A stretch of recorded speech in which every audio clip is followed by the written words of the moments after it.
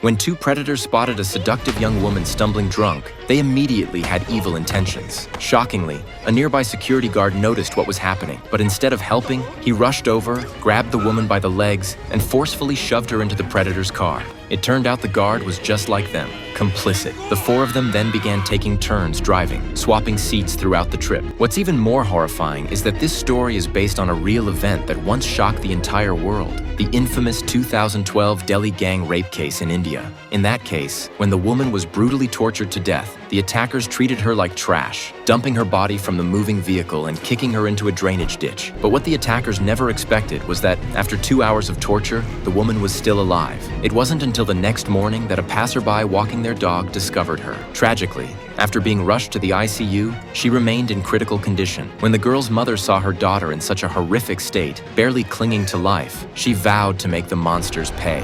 What they didn't know was that the mother was an exceptional chemistry teacher, someone who could think of 100 ways to make them suffer for what they'd done. Fortunately, based on the girl's testimony, police were able to quickly arrest all four men. But the outcome in court shattered everyone's faith in justice. The judge ruled that the girl's testimony was inadmissible because she had been drinking when attacked. The forensic lab, which had been bribed, falsely claimed that the DNA samples were taken too late to be valid. And in the most outrageous twist, the defense attorney accused the victim of deliberately going out that night to entice men. This absurd ruling enraged the girl's father. In a moment of fury, he punched one of the men, shattering his teeth. But for that single act of violence, the father was arrested and hauled off by police, while the four well-connected criminals, having bribed everyone they needed to, walked free without charges.